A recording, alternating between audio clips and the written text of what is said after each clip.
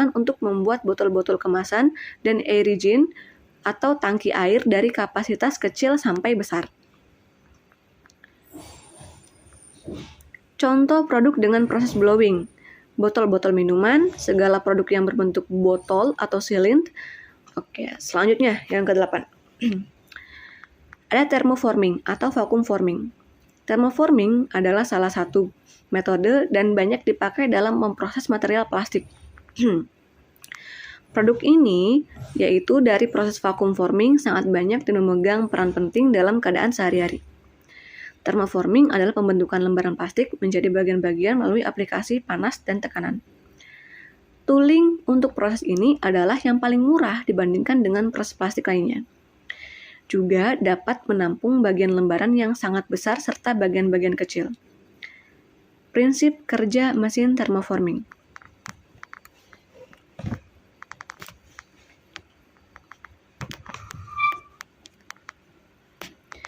Dengan memanaskan plastik berbentuk lembaran atau sheet hingga melunak atau soft, lalu meletakkannya di atas mold. Lalu vakum mulai menyedot material tersebut ke dalam mold atau cetakan. Lalu material tadi dikeluarkan dari mold. Pada pembentukan singkat ini, proses vacuum forming memanfaatkan pneumatik, hidrolik, dan pengontrol panas yang memungkinkan lebih singkatnya waktu produksi.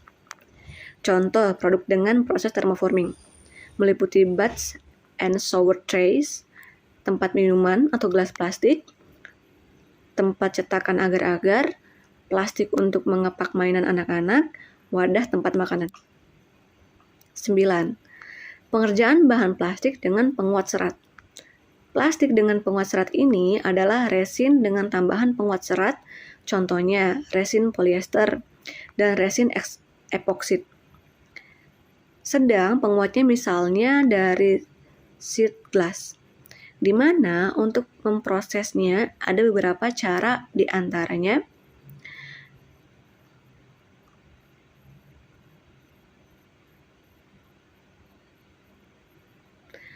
laminasi dengan tangan, pengerjaan serat semprot, press dingin, press panas, laminasi kontinu, sentrifugal ya, pengerjaan elektrostatik, seperti itu. 10. Rotate casting. Rotational molding process adalah salah satu proses pembentukan plastik. Biasa juga disebut dengan rotomolding. Biasanya menggunakan temperatur yang tinggi, tekanan rendah atau low pressure. Dalam metode manufacturingnya yang mengkombinasikan panas dan perputaran biaxial atau biaxial rotation, dalam proses ini bubuk digilas halus dan dipanaskan dalam cetak yang berputar sampai meleleh. Jika bahan cair yang digunakan, proses ini sering disebut lumpur salju molding. Resin yang melebur akan seragam dalam melapisi permukaan dalam cetakan. Tujuan dari rotational molding process adalah untuk mengurangi ongkos produksi dan membuat desain possibilities yang lebih luas atau terbatas.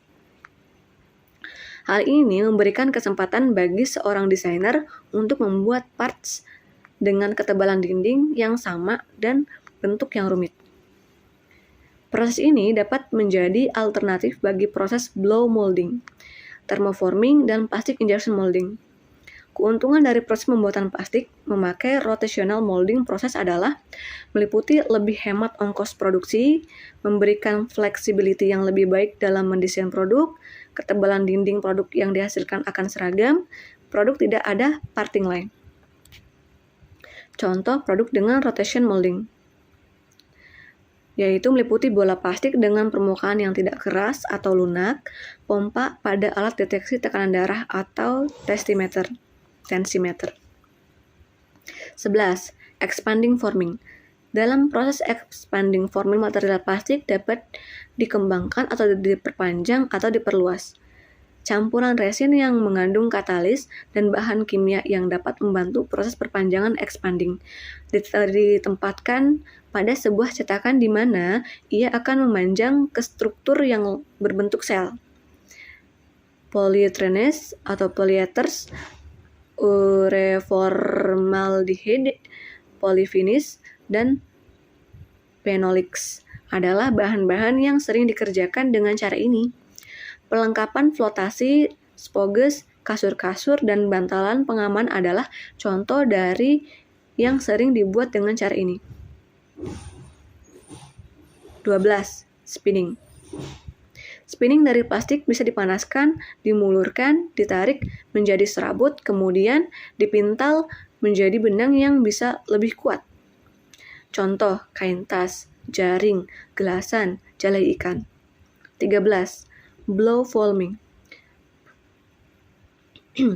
Proses blow film adalah proses pembentukan plastik berongga dengan cara meniupkan udara bertekanan ke material plastik hasil ekstrusi melalui cincin udara atau airing. Material plastik yang digunakan biasanya adalah PE atau LDPE dan HDPE. Oke. Proses pengerjaan plastik thermosetting yaitu meliputi hand layup. Hand layup adalah proses pengerjaan plastik secara manual dengan mold sebagai cetakan dibentuk sedemikian rupa. Lalu dilapisi lapisan pemisah atau release agent. Nah, sehingga cairan resin dan cetakan tidak menempel. Lalu dilapisi cairan resin. Setelah itu, cairan resin ditambahkan bahan penguat seperti serat. Lalu cairan resin tersebut diratakan dengan menggunakan koas atau roller agar permukaannya rata dan rapi. Oke, sampai sini saja terkait pembahasan proses manufacturing plastik. Kurang lebihnya mohon maaf. Billahi wal hidayah. Wassalamualaikum warahmatullahi wabarakatuh.